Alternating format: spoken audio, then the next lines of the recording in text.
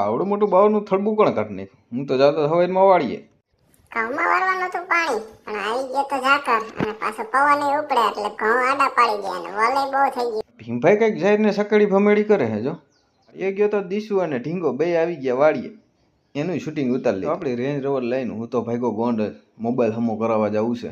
આ છે મારા ગોંડલની ગલીઓ, નાની નાની મોટી મોટી બધી ગલીઓમાં ઘૂમવું છે. આ રહ્યો મોબાઈલ આપણો આ હમો કરાવવા દેવાનો છે એમઆઈમાં Redmi Note 11T 5G.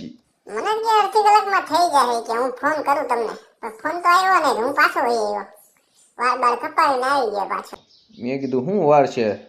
એ કે હાલો હમણાં થઈ જાય 5 મિનિટમાં. પોણો 1 વગાડ્યો ને પછી હું તો સીધો ભાગ્યો વાળીએ, કારણ કે આપણું ભાત હતું વાળીએ તો હાલો કીધું ખાઈ લે હવે વાળીએ જઈને. અમને ભૂખ લાગી તો આવી જાવ. આ છોકરાએ 30 કાંટા ડુંગળીના લણી નાખ્યા.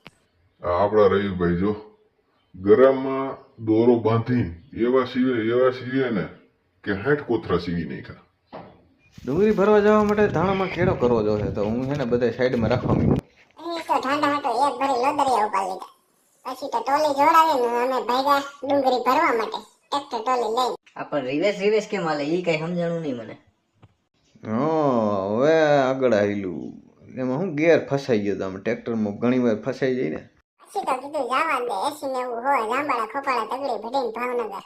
પછી આવે વહેલી આવે ડુંગળી ભરવા માંડી. ડુંગળીનો થર મારીને ઢગલા કરી પૈસાના. આવી રીતે જો થોર મેળા ડુંગળીના કોઈને શીખવું હોય તો રહીભાઈ પાસે આવી જજો. તો ગમે એમ થાય પણ ટ્રેક્ટર રિવેસ બહુ હાલે છે.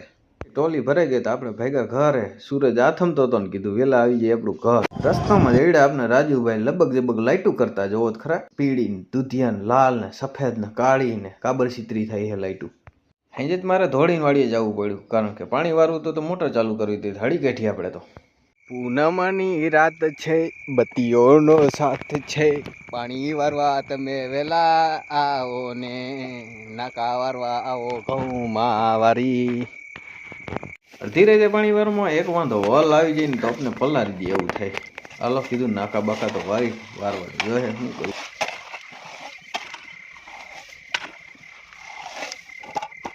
ભીમભાઈએ તો વાળીએ ભૂત ભડકા કર્યા. કીધું હાલો આપણે તાપી લઈ. તો અડધી રાતે આમથી તો મોટરસાઇકલ આવતું હતું. મેં કીધું અત્યારે કોણ આવ્યું હશે વરી? ઓ હા, તો યોગેશભાઈ ની આવી ગયા. હા, ચિપ્સ બનાવવાની છે જો, બધું કમ્પ્લીટ કર્યું છે ને ચિપ્સ ચડવા માંડી ને ભીમભાઈ ની તો દાબડવાઈ માંડ્યા. 6 પીન 7 કિલો ચિપ્સ એકલો ખાઈ ગયો. Oh my god. યોગેશભાઈ તો બટાટા લઈ આવ્યા એટલે એને કઈ કહેવાય નહીં. એવીને કે હું એક ખાઉં ને આ બધા 3-3 4-4 ઉપાડે. હવે મારે કઈક કરવું જોઈએ. ચટણી મીઠી બધી વધારે નાખીને હેને તમને છે ને એક જ ખવડાવવું જો. પછી તો હેવીન ભાઈ ને હેને ધોઈણ ઉપડી ગઈ. એવા ધોઈણા ને પછી તો લીંબુ નાખી દીધું ને પછી પાછી ધૂણાવી. હવે કે ખાવું